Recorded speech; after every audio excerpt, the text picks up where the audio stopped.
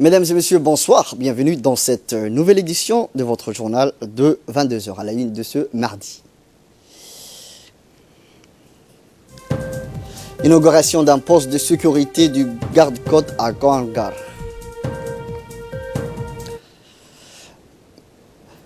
Le président de la République, son Excellence Ismaël Omar Guelleh, a adressé aujourd'hui, mardi, un message de félicitations à son homologue russe, Vladimir Poutine, dont le pays célèbre demain, mercredi, l'anniversaire de sa fête nationale. Dans son télégramme de félicitations, le président Guelleh a formé de vœux de succès et de réussite à M. Vladimir Poutine, ainsi que davantage de bien-être et de prospérité et d'épanouissement au peuple russe.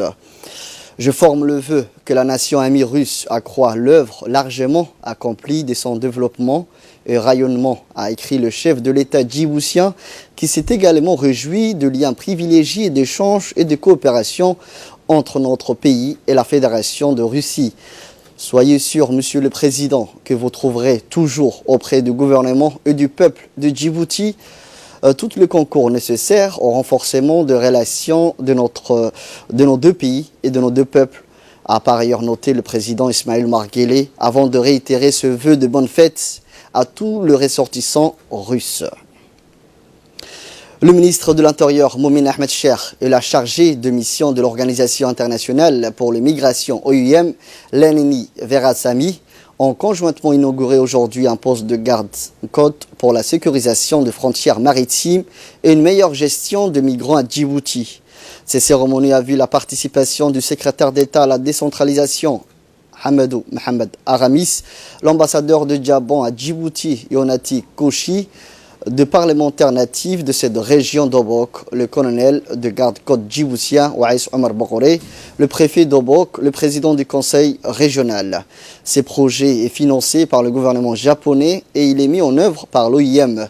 Ces postes permettra de mieux gérer les migrants ainsi que leur permettre une secours plus rapide et plus importante.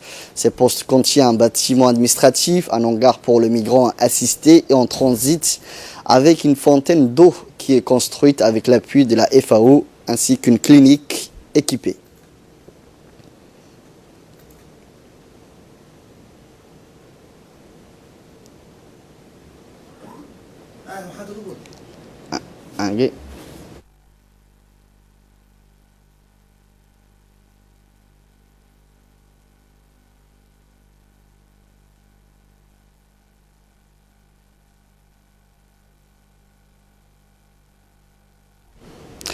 La chargée de mission de l'OIM, Lenini Verasamy, et l'ambassadeur du Japon à Djibouti se sont tous réjouis de la concrétisation de ces projets. Les deux diplomates ont tous rassuré le gouvernement djiboutien de leur disponibilité. L'État américain avait visé à clôturer et mettre en place quelques installations de base. Et cette deuxième phase, financée par le peuple japonais, nous a permis de vraiment installer le poste des gardes-côtes à Djibouti, à Kangar, avec les infrastructures qu'il faut et nous a permis vraiment de concrétiser ce projet que vous aviez tant à cœur, colonel Ouaïs, d'installer les gardes-côtes pour la première fois dans le nord du pays. Je souhaiterais remercier vivement, bien sûr, le peuple japonais pour sa contribution financière, pour sa confiance. Vous savez que l'OIM, le Japon est le 3e bailleur de l'OIM mondialement et un des bailleurs les plus importants aussi en République de Djibouti. Donc encore une fois, merci pour votre appui, merci pour l'appui que vous avez toujours apporté aux gardes-côtes.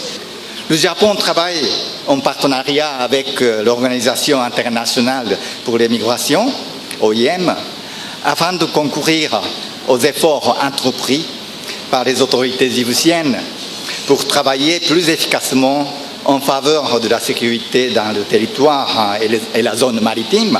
L'installation de ce poste de garde-côte a été beaucoup attendue, afin d'améliorer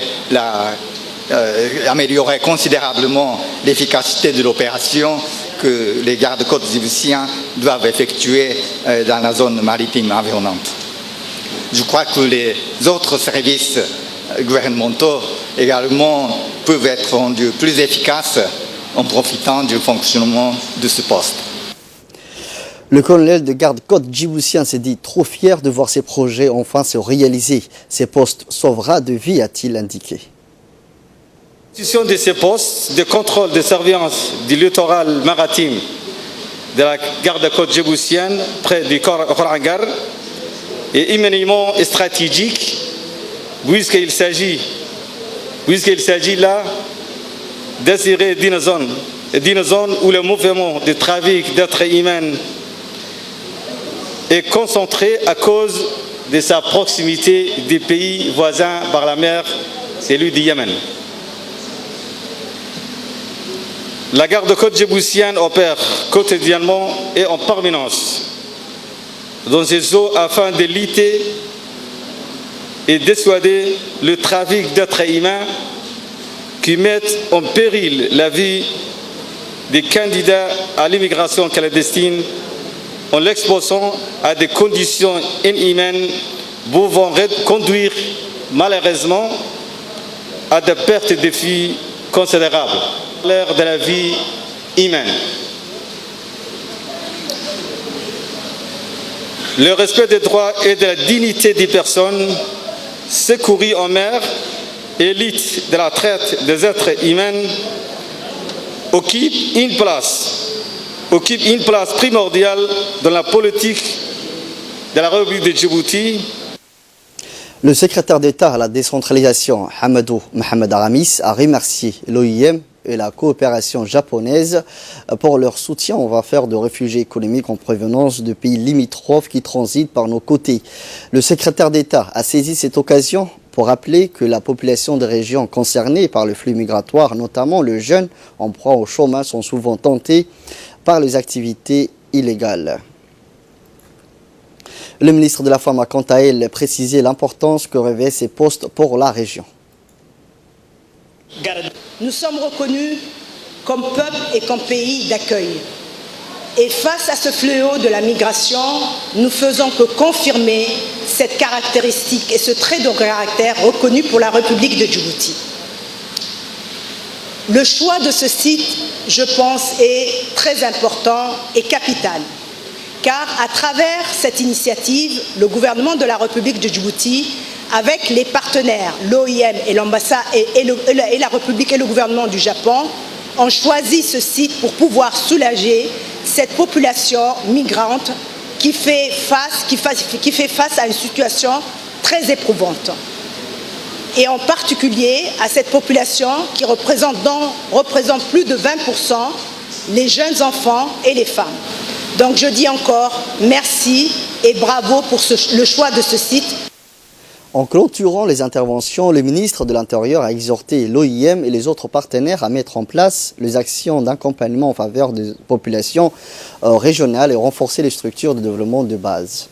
À cette occasion, je remercie spécialement le peuple japonais et monsieur l'ambassadeur, veuillez transmettre le remerciement du gouvernement djiboutien à l'endroit du peuple japonais pour tous leurs efforts en faveur des populations les plus vulnérables, qu'elles soient, et nous devons, à son juste titre, le remercier.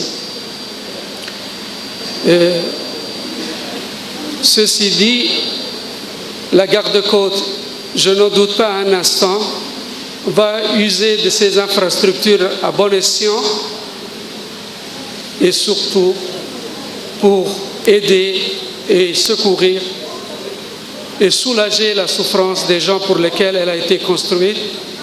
Et à cette occasion, un gros merci aussi à l'OIM qui œuvre inlassablement pour les populations les plus vulnérables et notamment et en particulier les immigrants, ou dois-je dire les migrants, ou les deux.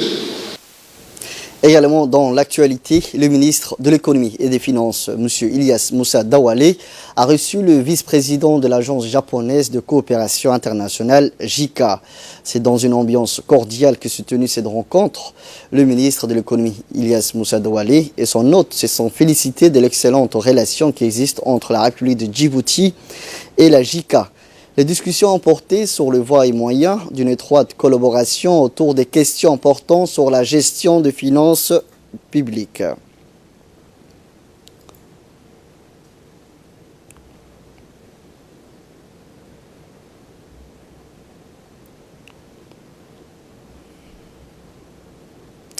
Le ministre de l'Éducation nationale et de la formation professionnelle, Mustafa Mohamed Mahamoud, a reçu également dimanche dernier le vice-ministre de l'Éducation nationale de la Turquie, M. Rea Denimak.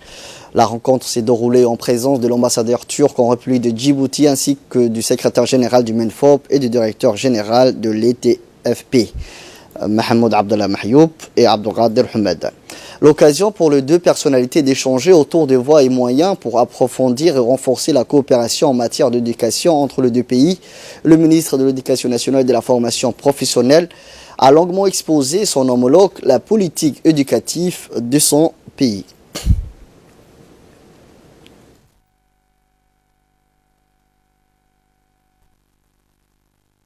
Le ministre de la Santé, Mohamed Ouarsama Deriye, a reçu aussi dans son cabinet l'ambassadeur de la République de la France, M. Christophe Guillou, qui a été accompagné par le directeur de l'Agence française de développement à Djibouti, M. Philippe Colino. La rencontre s'est donc déroulée en présence du secrétaire général de la Santé, Dr Salah Benoïta Torab, de la directrice de la PCI, Mme Fatouma Ali, ainsi que de hauts cadres du département de la santé. Les discussions entre le ministre et le diplomate français ont permis d'échanger sur les différents dossiers relatifs à la coopération bilatérale entretenue entre la France et Djibouti, concernant plus particulièrement le domaine de la santé. Une importante délégation djiboutienne conduite par le ministre du Travail chargé de la réforme et de l'administration, M. Isman Ibrahim Roblé, participe aux travaux de la 108e conférence internationale du travail à Genève du 10 au 21 juin. Cet événement coïncide cette année la commémoration du centenaire de l'OIT. Plusieurs thèmes sont à l'ordre du jour de cette session, notamment le rapport de la Commission mondiale sur l'avenir du travail, la violence et l'harcèlement dans le monde du travail, des débats et des activités thématiques autour de l'avenir du travail ainsi que la stratégie de la migration du travail. D'autres initiatives concernant le renforcement de la position de l'OIT au niveau mondial sur les questions du travail et de l'emploi ont été également abordées. Le renforcement du rôle et de l'influence de l'organisation au sein du système multilatéral et enfin la relance du dialogue social entre les acteurs tripartites.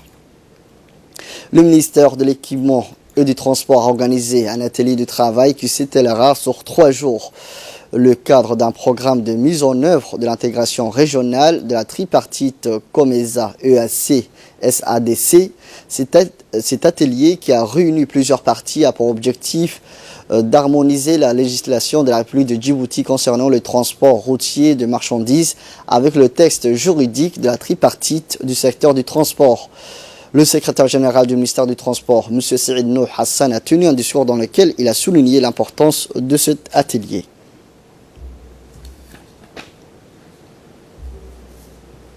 Avec un PIB de 885 milliards d'euros, veulent accroître la part de commerce intra-africain qui pourrait passer de 12% actuellement estimé à environ 30%. L'objectif de la tripartite, l'objectif stratégique global de la tripartite est de faciliter le développement d'un marché régional du transport routier, en particulier plus compétitif, intégré et libéralisé dans la région tripartite. Pour cela, la tripartite a pour mission d'élaborer et de mettre en œuvre des politiques, des lois, des règlements, des procédures et des normes harmonisées en matière de transport routier transfrontalier, de transit et, de manière plus générale, de la logistique dans la région tripartite. C'est tout pour ce journal. Merci à vous de l'avoir suivi. Restez avec nous, le programme continue sur Télé Djibouti.